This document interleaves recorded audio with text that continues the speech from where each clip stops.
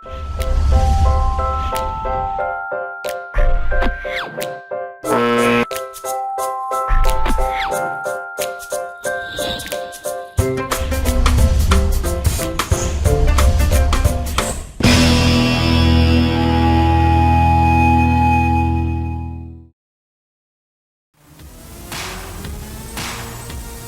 talk from our perspective.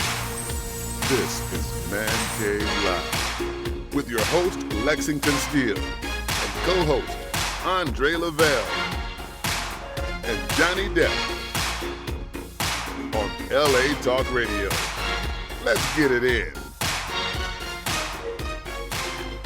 Good evening, ladies and gentlemen. It is the Man Cave Live show here on LATalkRadio.com. I am Lexington Steele, and of course, I'm sitting to my right, the man with the plan himself on the wheels of steel. That is Andre Lavelle.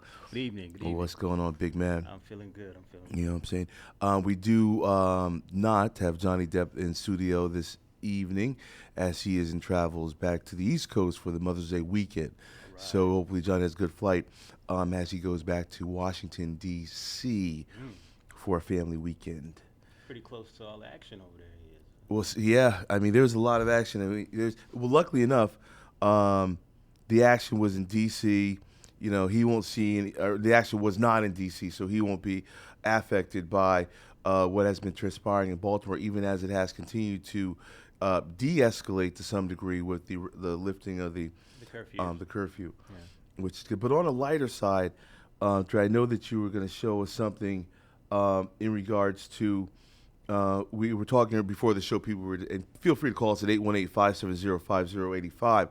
We were speaking briefly about there seems to be a duality as to how people from the XXX industry are received versus people in the mainstream are received when they wear the same type of outfits, or they're differing outfits. What was that you were telling me about? Oh, there's a graphic and a conversation going on the internet now about how the women at the Met Gala were their attire versus the women at the 2014 AVN Awards, in which the women in the adult industry were a lot more conservative than the mainstream celebrities.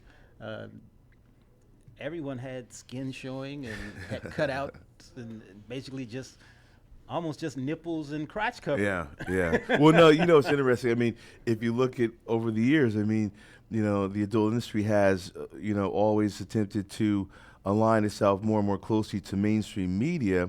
And what you see, I think, is the effect of adult media having a dramatic effect on the women who are also accessing the same media men have for years. And now they want to look, they find that the men are watching porno. Why they watch porno? Because they like the way the women look.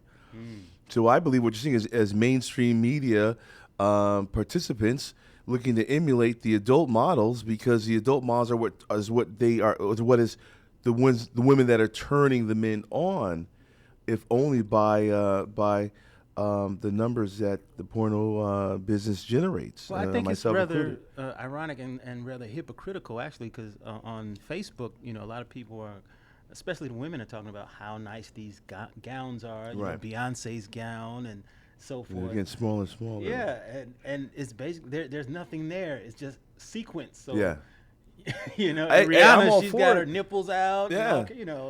Look, you know what? If you look at, I don't know why women would not want to look or accentuate their attributes. I mean, especially the women, if they're working hard to look a certain way. I mean, working hard in the gym, what have you. Hey, you know what? Look, if you're discreet in certain areas that you have to be discreet, but otherwise, let a woman show. Hey, look, if fashion changed for men, where men could show off more of their physical attributes, then that would be a good thing as well. I think, as men, most of the stuff that we have when we're fashionable, it's really the more clothes you put on. Exactly.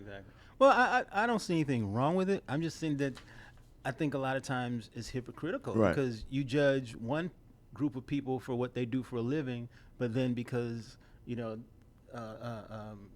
J-Lo is an actress singer and she gets these accolades, her ass is all of a sudden like hanging out. But it's acceptable. Yeah. If you look at Kim Kardashian, she's like this icon now. Yeah. But she got her start being in a sex tape. Yeah. You know, and Yeah. she's got countless pictures of her undressed. She published a book called Selfie, where she shoots pictures of herself naked. Well, now wait. Now that's news Yeah, it's to me. good, So yeah. wait. She's got like a book called- coffee table book or Yes, something, called Selfie. and they're nude selfies. Well, not Or- all of them are nude, Okay. but there are quite a few nudes in there. And she's been Ah. published on several magazine covers. I'm a nude, big fan. But she gets all this credit for her curvaceous figure when most of it is cosmetically produced, you know, via surgery and injections and so forth. So it's a contradiction. Whereas Okay, well, but let me ask you this now. In terms of the enhancements, whether it's her breasts or her booty, which, I mean, this is an argumentable topic, you know, for years, whether or not or how augmented her ass is, right? It's Which- very augmented. Yeah. If you look at the sex tape with Ray J, she doesn't have curves like that. Yeah, and we're seeing it as part of, and it's an interesting topic. What we're seeing is elements of physical attributes being enhanced, whether it's the breasts. So we've seen that now, lips. And this is not something that's pervasive necessarily in the African American community outside, but in terms of booty implants and booty injections, you know, is there an issue? Is there any meat on the bone when it comes to whether or not the ass is fake or real? Does it look as good? One could say yes, it does. So then, thereby, does it matter not whether Kim Kardashian's ass is fake or real? And we are on the Mancave. You say it like it is. Give us a call, participate. We're gonna get some deeper stuff, but just on the top, we're just talking man shit. Yeah, and the number is 818-570-5085. Give us a call. And in reference to that, because I'm a fitness enthusiast, there's such thing as body proportion, you know, and symmetry. So a lot of these people, they get these big asses, but they don't work their legs. So it looks like a table with little pins, you know. It doesn't look right. You know, there's no way to get an ass that big without affecting your thighs. It's like having, you know, if you put two lemons on two toothpicks. Yeah, exactly. And it's like, you know, it's like, well, look, the way it's built, you're going to have some thigh, you know what I'm saying? And that's one of the things I enjoy when you do have women whose legs match the booty, because there's something, it's equally a turn on to see some thick thighs. Well, you know, hey. they want the quick fix, and there is no quick fix. Yeah, but the man. thing is, if you look at something like posterior, some women, you know, cannot achieve that unless they do have some sort of augmentation. Well, you can build. There's muscle back there. So if you do squats and so forth, you know, lunge, it takes work. Yeah, but you can get a better behind. You can get a better one, but I'm saying, you know, if you're a woman who is deficient, if you will, to twerk, no. Well, yeah, if you want to get a booty, and we can agree that at a certain point, a woman is only going to get but so big. I mean, you know, or their body would, and then they have to make the augmentations. I mean, look, for years, you know, breast implants were met with enthusiasm, but with some bite back, if you will. Yeah. And now we're seeing, you know, ass augmentations, whether it's a Brazilian butt lift or any types of liposuction or what have you, and then reinvesting of fat tissue into the body. There's many ways to do it. Now, I would say this: if they would perfect some sort of operation that we could confidently say works for men in terms of their physical augmentation in certain areas, I'm sure that will become a huge business. I think that modern medicine has to produce EP drugs. Or ED drugs, yeah. You know, the But affect performance. There are, especially in Brazil, it's a big thing where men are augmenting their physiques to be more muscular by injecting, I forget what it's called, but they're injecting things into their body. That actually hardens between the muscle fibers, filling them, augmenting them. Now, but some say as long as you can get 3 to 6 years out of that. But the problem is that when it begins to harden, it gets rejected by the system in your body. And it's addictive. I mean, you basically have these freaks of nature now with lumps and bumps. Yeah. No, I'm familiar with the story you're talking about. And the guy was worried about losing the loss of both of his arms. We read the same story. Exactly. And what made that different from a steroid is that the steroid affects the bone. I'm sorry, the musculature, whereas this is just pumping a substance that fills up in between muscle fiber, having nothing to do with exercise. So, exactly. So it's just an illusion. So they're not really. It's just like the button injections or silicone. Right. It's fake. You know, so they're not really any stronger. It's just the illusion of being a muscular guy. Well, hey, it is perception versus reality. That is the some words to live by, certainly enough, in the Western civilization over the last 15, 20 years. But before we go any further, just keeping up on some other topics, you know, we both witnessed the Floyd Mayweather, Manny Pacquiao fight the other day. Many people Was it really a fight? Well, the boxing match, the main event. We do understand that Mayweather net of 100. Well, maybe not net. Perhaps not net, but maybe net beyond gross. But net 178 million. Not for nothing, but that Saturday night he was given a check for 100 million by the MGM Grand, which was payable. Well, did he bail Suge Knight out yet? He refused. He said he was not going to do that. But this is it is to say that subsequent to the fight, as many people are already aware, there seems to be a number of lawsuits emanating, some BS and some maybe not. You know, now it is said that Pacquiao, having sustained an injury 2 weeks prior to the fight, chose to indicate that he was not injured. And it begs the question, that misrepresentation, is that something that he is to be held legally liable for? No.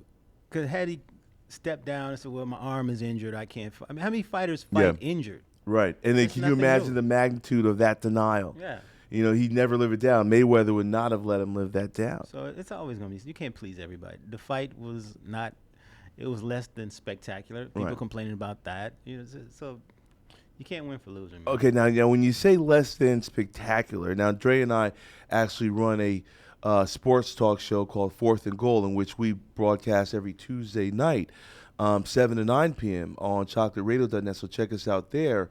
So we do talk sports all the time. And in regards to this fight, we watched it, we witnessed it ourselves. Two things. First and foremost, we now find out that Manny had a bum right shoulder. Right? Okay. Second to that, and this is my opinion, do you feel that Pacquiao looked not too much unlike any of the other opponents that Mayweather faces, whereas Mayweather figures them out 2 to 3, 4 rounds in, and then the code is rewritten, and you have no chance against Mayweather? I think that Pacquiao showed that he's no different than maybe better than the others, but Mayweather rendered him no different than any other of his opponents he's defeated to go to a 48-0 record. But Pacquiao was not as aggressive. He didn't throw as many punches as he normally does. His punch stats showed. Are you sure that he didn't show his? You're sure that I would render that he's threw the same quantity of shots. I would posit that it was his inaccuracy that might have been shocking, but not the quantity. Perhaps the quality was affected by his bum shoulder. Well, no, because it's like every other round he'd do something, or he'd wait till the later round to try and do something. It must have been tough, though, because let me tell you, I've had reconstructive surgery on my left shoulder, and you're looking at, if you're a boxer, I'm not a boxer, but Pacquiao would look at hurting his shoulder when he throws a punch, when he defends against a punch. And it had to be agonizing. It's got to be agonizing. Yeah. So it probably did. 12 rounds. Yeah, it played a significant part in his effectiveness, I'm sure. Yeah. Warrior mentality shared by both. I just think that, here's the thing, and I explain this to people.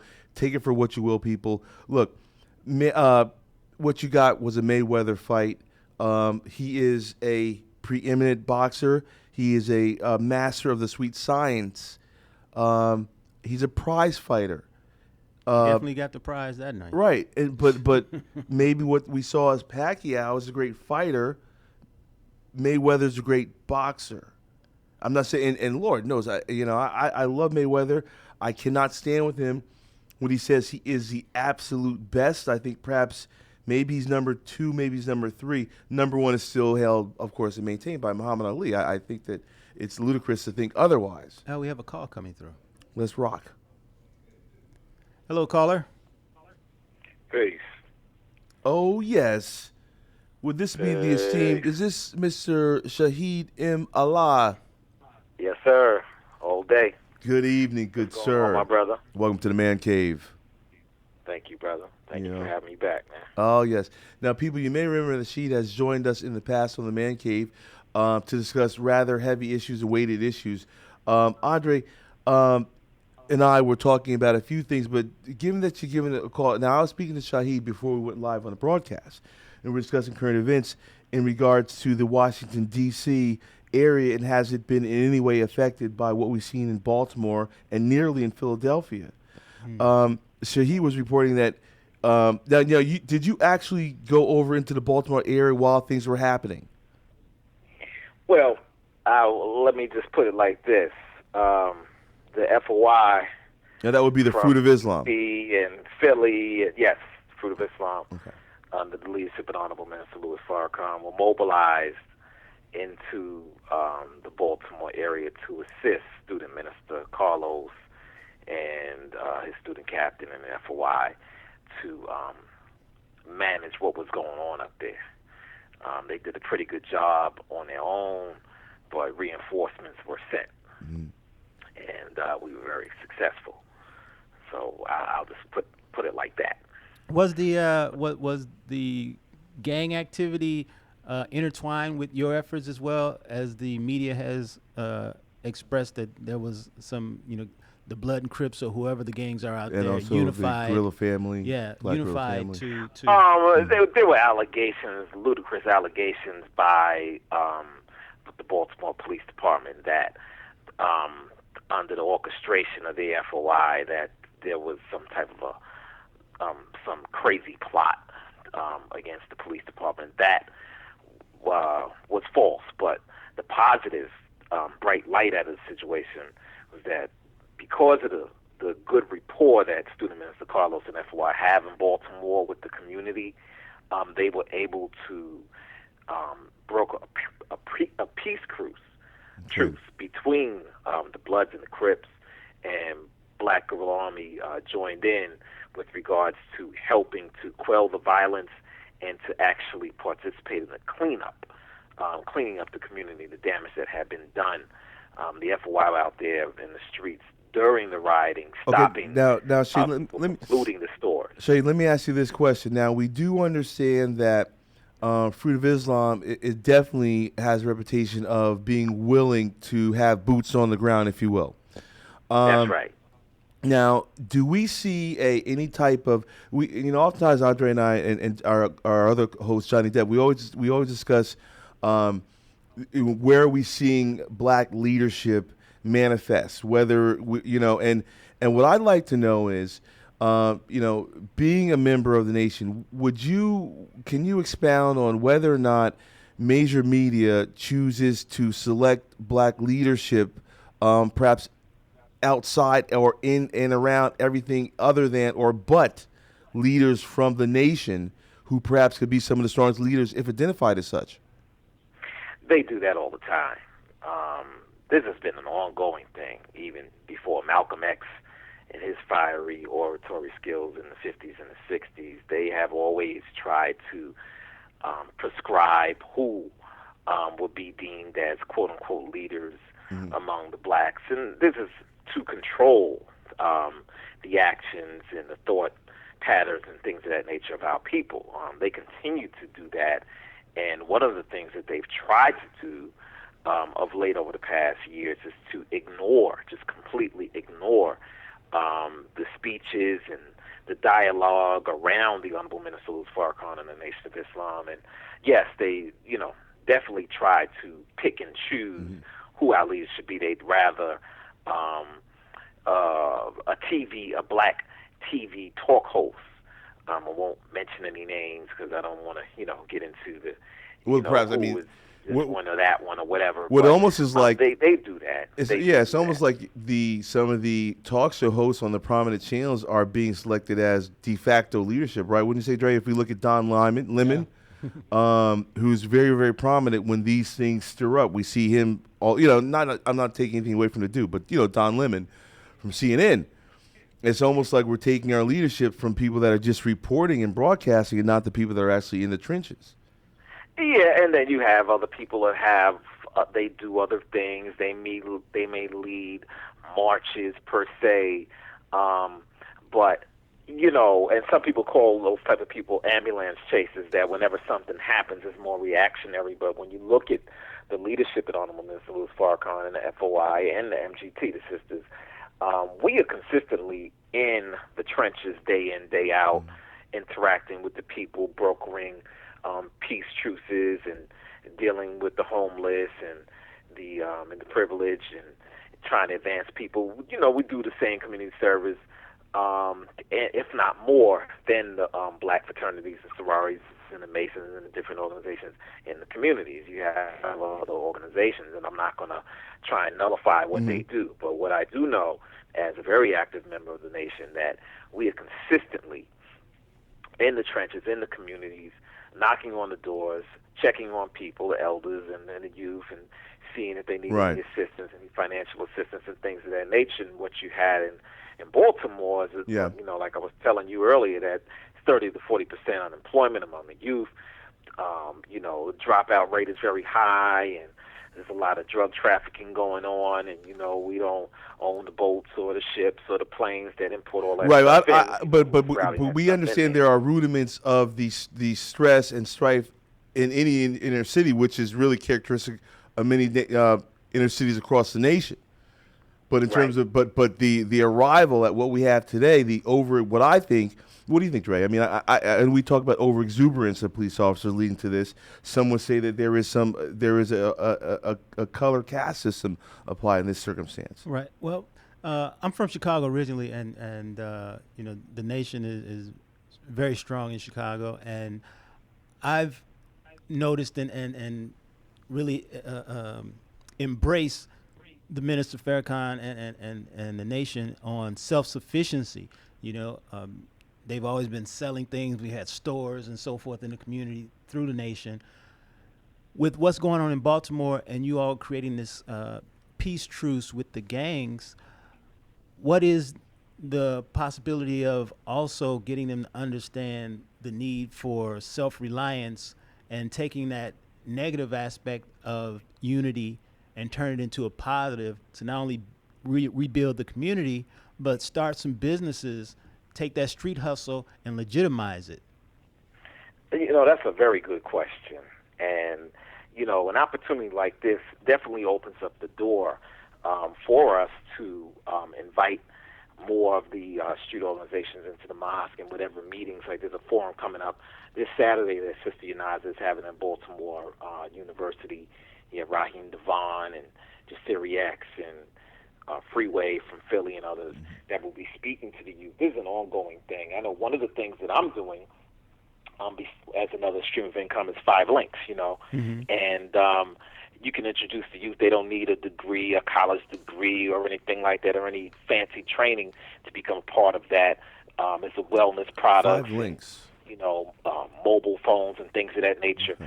There are many different things that we can introduce to the youth, and the nation has always been well known for doing that, training the youth how to make money, how to be disciplined, because this is one of the main things that we emphasize, because if you have no discipline and you make money, a lot of these street organizations have their hands in different things and have made a lot of money, but they don't have that discipline and the etiquette to channel their resources and whatever monies they make into positive things like acquiring real estate. Right. Now, not to cut you off, but let me put this on the table while we're in this discussion.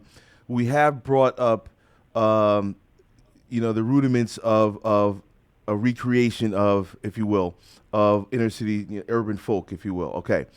Do you think that one of the preeminent factors in the rebuilding of urban society from an African American standpoint would include a reinvestment of funds into the society, not necessarily in real estate, whereas you see gentrification in many inner cities. The gentrification of Harlem, for instance, the overpricing of real estate there pushes native Harlemites outside of Harlem. So what I'm saying is it possible when we see cities in some ways burning down, in part, not in large part, but in part in Baltimore, would it not be very difficult for a reinvestment of funds into the community, not buying up the brownstones, but buying, reinventing putting good stores back in the in these areas? I mean, if you're, I think that that is something that others need to address. I know in the nation we have the economic fund that people have been contributing to every week. We have the reintroduction of ABLE, the fish program, whereby fish products and different things of that nature coming from overseas, and the nation has people selling, people who like to sell those products. We have to build from the ground up, because one thing you must understand is that a lot of this you say words like gentrification, these are key words. It is by design. It's, fancy words that are put on it, and when you go to college and study architecture, things of that nature, urban planning. Right. That's a catchword for projects. Alliances. Right. All of these are fancy words that basically, look, we're going to push these people into the outskirts. We want this area. So you can't expect the same people who, by design, have designed the ghettos, designed the mindset.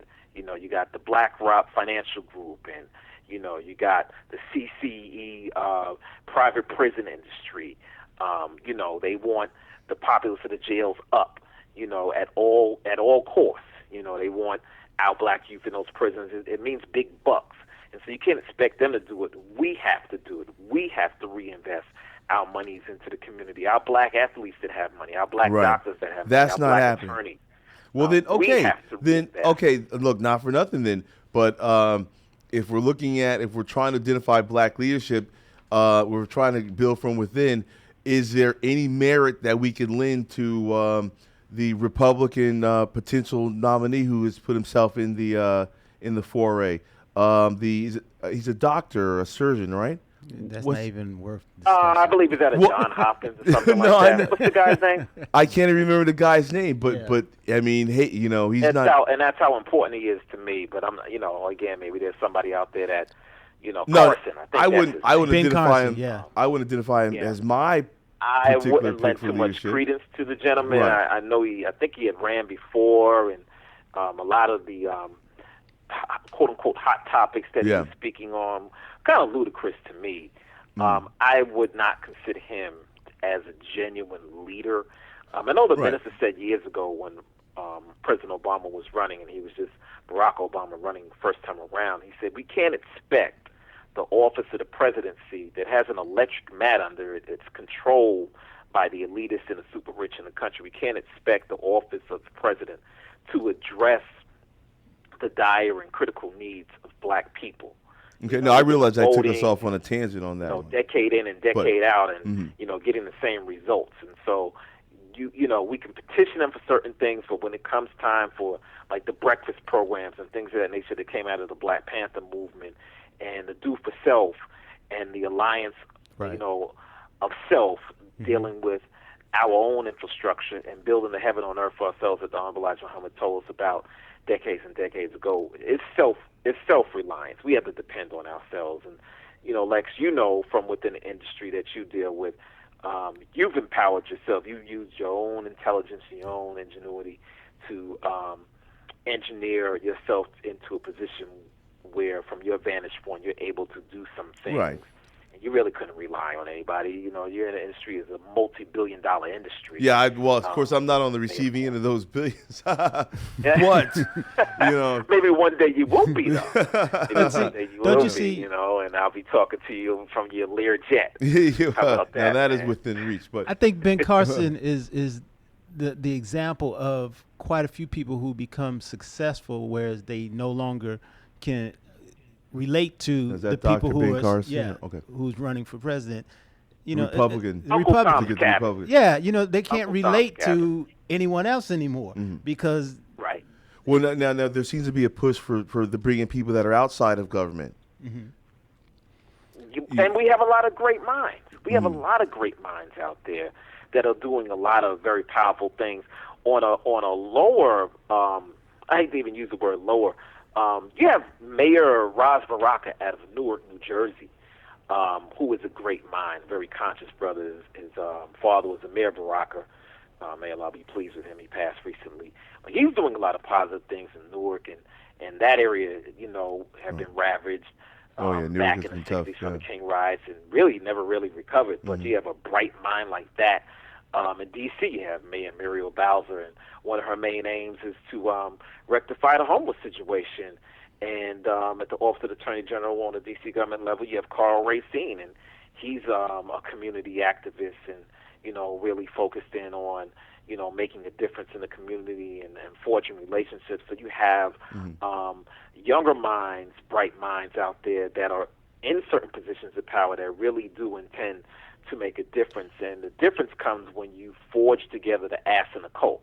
You know, the educated class and the working class, and we work together to make things happen. And I think the alliance between the Nation, the Bloods, the Crips, and the Black Little Nation on a level where they're working to better the community is a prime example. If that can hold, of if that if let's be quite frank, that may not. That we'll see if that can stand the test of time in terms of coordination with conflicting entities that they have been. You were about to say, Dre? Yeah, I think that the issue is about changing the mindset and altering the educational system. You know, the system itself is more of an assembly line. It's like McDonald's. You know, it's just formatted a certain way, and if you don't fit within that conveyor belt format, you're cast to the side. And there's more to knowledge and learning than just this system. You know, I think we've lost pride in ourselves, our community, and our ability to create and manufacture our own. That's true. T-shirts. That's true. You know, it's all kind of things we can do within our community. Someone has a print shop and prints T-shirts. The kids can sell the T-shirts. Man, We can but this support it within our own community. This is and start another 2015. business. It's 2015. I mean, gentlemen, I find it difficult to apply any type of. I understand the one pulling it up by one's bootstraps. We can't accept Booker anyone T. to help Washington us. philosophy. I'm just simply saying I'm neither a proponent of a Marcus Garvey alienation circumstance either. Well, if you look at any city, you have a Koreatown, you have a Chinatown, you have a little Tokyo, Right. and they got signs up there that's in their language. They don't give a fuck if you support them Right. or not. They supporting one another, Within the and they're community doing collective, okay. though. Yes. Within the community collective. Yes. So I'm not And- saying and alienate where's the anybody, Blacktown at? but they Where's the take care of Blacktown themselves. at? Yeah. So where's Right. the black town at? Right. You're calling in from the West Coast. I mean, it is a rhetorical question. What's Dr. Dre doing for the black community? Here's a brother who was ascended to a certain financial plateau. I'm not really too familiar with the foundations that he's developed, whereby he can help to empower the community and send some underprivileged children to college or to trade school. We need some people like that. Like I said, some basketball players and some doctors that are doing well. Well, no, you know, Shady, but let me ask you this then. Having brought that up, that leads me to this. Okay, why is it then are we seeing, and not for nothing, but we're seeing African American philanthropists like an Oprah Winfrey, who is sending her beneficent dollars outside the continental U.S. when we have children that could get a good education and are in need of good education right here in Chicago or in L.A. or in D.C. And then I understand her funding, schools in Africa, but right here in her own backyard. Well, I'm not Oprah. She probably do best to answer that, but I can give an opinion. Probably the same reason why Oprah has never had Minister Farrakhan or somebody of that caliber on her show when she had, her TV show. Oprah speaks to a certain audience. She speaks on behalf of a certain audience. Well, or maybe she perhaps saw what, not for nothing, but we saw what happened. Is it not true that when Arsenio had the minister on when they showed back, they fired Arsenio, right? Back in the day. So perhaps Oprah, you got to be willing to pay the price. But Arsenio rebounded. Yeah, he was right. And Oprah's as powerful as it gets. Uncompromised media leadership. We have to have uncompromised educational leadership, uncompromised spiritual leadership.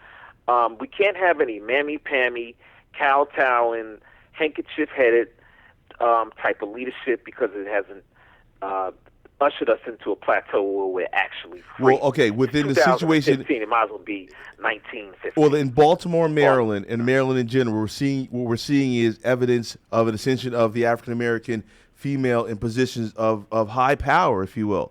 Yes. Is that not a step in a positive direction? We have seen our sisters raise and manage our households for decades and generations. We're finally seeing an empowerment of our female contingent in positions of change. I'm so glad that you bring this up. We're going into Mother's Day, and really I like to say Happy Mother's Day to my mother, and I know you're very close with your mother. Yes. But yes, the DA, the mayor, and there's one other lady. DA, the mayor, the prosecuting attorney, the DA, that's the district attorney, the mayor, and there's one other female, black female, but they are all in positions of power, and they are actually executing and activating upon liberative principles. The military on behalf wing of our people. They have not sold our people out. They have not compromised, the strategic stance that they need to take, and it's powerful. I think Maryland's top officer is a female. Coming from our people, I am very proud of DA Mosby, and I'm proud of the mayor, and I'm also proud of the other lady. Her name escapes me right now. Are you talking about the one that's head of Maryland, the military branch? Yes. Their military is headed by National Guard right. leader. I'm also very proud of her, but it's a sign of something even greater. The Honorable Elijah Muhammad said, "No nation can rise any higher than its woman," and the condition of the woman is reflective of the condition of the nation. And so, the stance that they've taken, if that's any indication of the direction in which we're headed, it's a very good sign. Okay, let me ask this I really question. appreciate the stance that they've taken. The fact that we have these women coming into these positions of power, we have more black women in college than black men. Does that subscribe to the notion that perhaps they are better suited to infiltrate or play the game, or they're more patient in assimilating to reach those goals than we are? No, and I would say from the jump, I would argue that it really is just a case of an understanding of what the African American female in the household has been perpetuating for generations. The fact that the mothers that have held our society, our generational society together, now we're seeing them in roles of professional roles of which they are applying the same attributes. And I don't think it's anything new. I just think that it's being realized. I think it's a wonderful thing. I think it's a wonderful thing, and I think it's motivation for whatever brothers out there that have been lacking. And again, this Baltimore situation really, to me, is a blessing in disguise, because as the light of the sun travels from the east to the west, and you have this thing that's arisen on the West Coast, hopefully the coalition that's been developed, the alliance between the street organizations and the spiritual centers, because there are Christian pastors out there working with student minister Carlos and FOI in the streets. Hopefully a coalition like that will spring forth an educational coalition where the fraternities, because, Omega Psi Phi stepped in there and did a march through the community. Right. Hopefully these various organizations can step in and provide some scholarships. There was a forum at my children's university, Morgan State University, dealing with this issue, and hopefully this is going to be a springboard to get more of our children into college, into training programs and things of that nature, to show brothers as the Sonny Carsons and the other activists from back in the day who were in these organizations, and then they sprung forth to do many different things in the political realm and the community realm and various other enterprises within the community and throughout the nation. One of the things we talked about last week, and as we said, building strong backbones back for our society, for society in general, but specifically African American society and our culture. We spoke about the emasculation, and that is a matter of perspective of what we saw within the last 2 weeks with the mother disciplining her son, rather emotionally, perhaps seen as violently. Shay, did you recognize that as a situation of public emasculation of her son, or was it perhaps an emotional overexuberance of parenthood? I didn't recognize it as that. I felt like she probably could have used a little more restraint and took care of that part out of the public eye, because I think it was highlighted. Well, she didn't know. She wouldn't have known that. I don't think she knew didn't know she was being filmed. She knows she was being and filmed. I guess she's just reacting or whatever. But again, restraint. She could have just ushered him off and not chastised him. But I guess that's how she handles her business. It came out, and it's a good thing that it came out, because it happens. It happens, and we need to look at it. But as far as emasculation, I didn't look at it like that. Mm-hmm. I was raised by my mother. My father died when I was 3. My mother, she used to lay that belt on me when it was necessary when I was younger. And I mean, spare the rod, you spoil a child. But this Am I particular advocating abuse? No, I'm not. But I definitely sure am advocating, some good old fashioned, not sparing the rod. When you do that, almost like an Adrian Peterson generation of monsters and rebellious children. But within this particular situation, this was his moment. He was out there, they didn't show his side of it too much in the media, but what I did see when he was on television, he was more genuine in expressing that he was out there with his friends because he was frustrated, he was angry, and he was acting on those emotions like all of his peers. So within the group of his peers, she took his moment. So I think that she did emasculate him.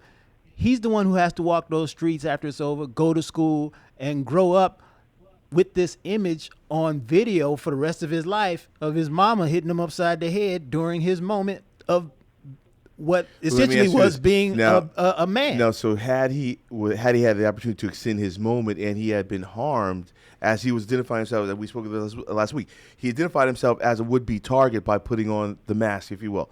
If something had happened to him, his moment could have ended in a very he was throwing rocks. He wasn't looting. It could have ended throwing rocks. No different than the though. white kids the following week who were masked and confronted by the police as well. In the same environment in Baltimore? No, not in Baltimore. It was I forget where. I'll look it up. On a college campus? Yeah. Okay, they were doing some kind of march that they do every year. Because they lost the game, or was it because it was something superficial by way of comparison? Well, it's some kind of march they do every year. Let me make myself very clear. I'm not. Yeah. I am no way knocking what this child was doing. I'm knocking what he was doing. Very courageous. I mean, I think what he was doing was fine. But the thing about it, when you put him, when he put the mask on, that made him a target of those cops. I'm simply saying, it's like, if you're going to do something, at the very least, try and hopefully you can make it through alive. I'm just fearful that the kid could have been, put a mark on his chest. No. A mask doesn't make you a target. Is a cop going to aim at you with a mask on your face, or the guy next to you without the mask on his face? They were macing and going after everybody. Yeah, they were shooting those rubber... and the cop would have pointed the rubber gun at the guy who's got a mask on. They weren't shooting real bullets at the people, so I wasn't too much concerned about that. He was expressing himself. Right. He has the right to express himself. I don't have any issue. They're complaining about, those vermin, those wild thug black children were rioting. They have every right to stand up and voice their opinions and beat their chests and throw rocks, do whatever they need to do to denounce the inhumane treatment, the violation of their Fourth and their Eighth Amendment rights and their rights as being treated as a human being. They have every right to do that. When we're dealing with the issue of how his mother dealt with him, she, like I said, she could have used restraint.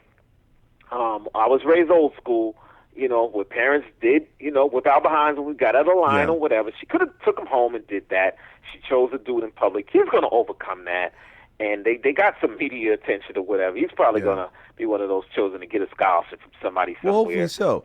If he's not doing well or whatever. Now, he should be okay. The verbiage that has been applied to the young gentleman, as we can ascertain, he is a young gentleman, and we've seen him subsequent to that having taken place. But what we also have seen subsequent and prior to that is the pervasive use of the word thug as it applies to people involved in this circumstance. But the use of the word, if you go all the way back to Tupac and his Thug Life initiative, we've seen that this word migrate to areas that it had no attention in its origination. Is the word thug now a catchphrase for the word nigga, or not nigga, or nigger, if you will? I mean, with the enunciation of the ER. Are we seeing a out there in the transposition? media, they probably interchangeably trying to replace. Because if you look at the vigor, the word vitriol nigga that with thug, that word, sure. the vein that word is used.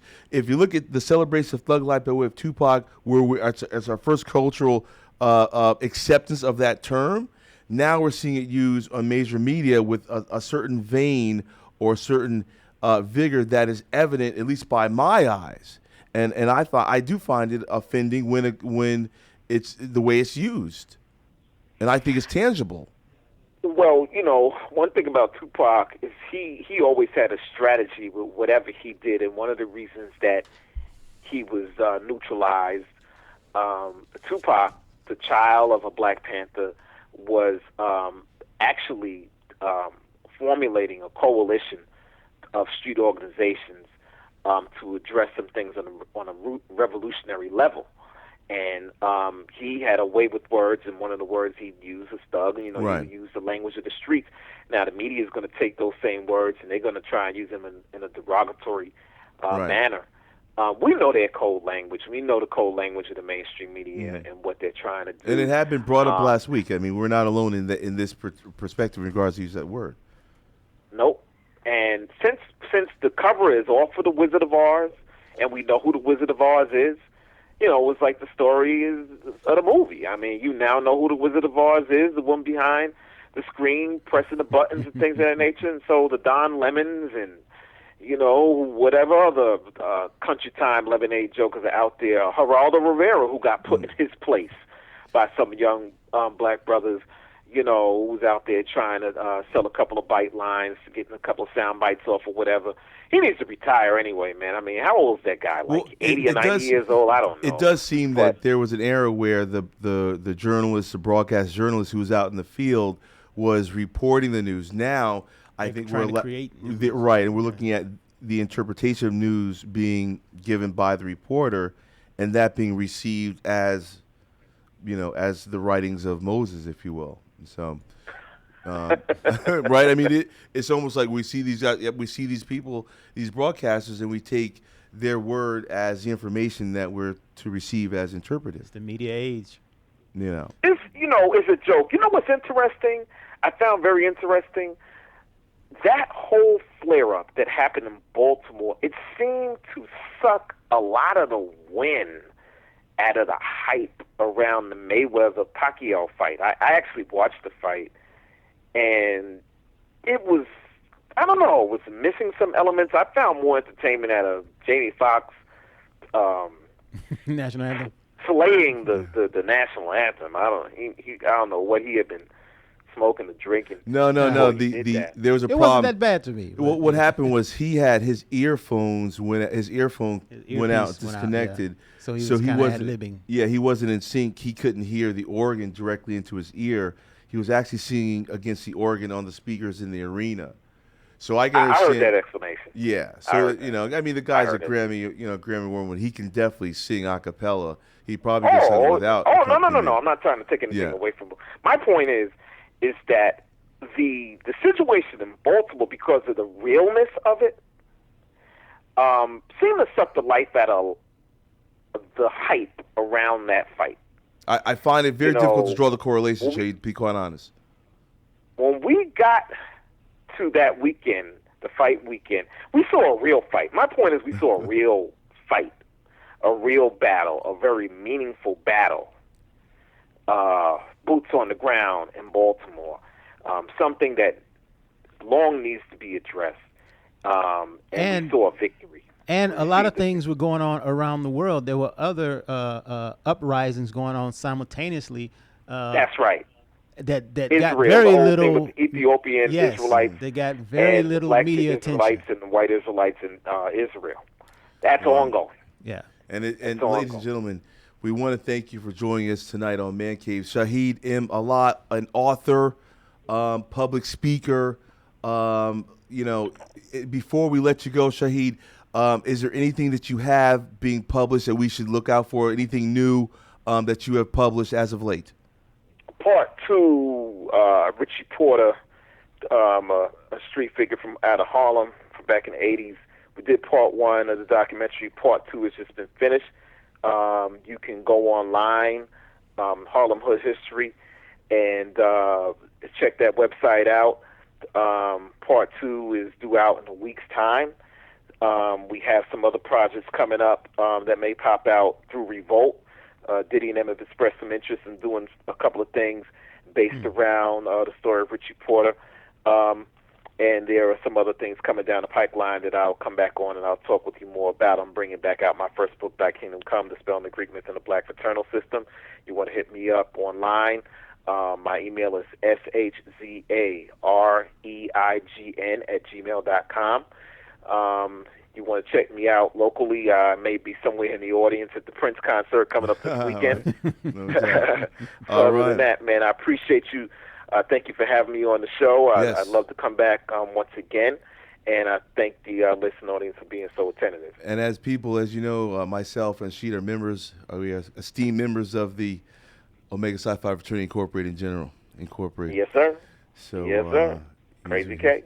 There we go. DOG's in brother. effect. Distinguished old gentleman, take us out, Andre. All right. Those who control the media can affect the minds.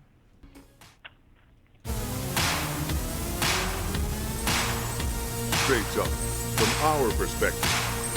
This is Mancave Live with your host Lexington Steele and co-host Andre Lavelle and Johnny Depp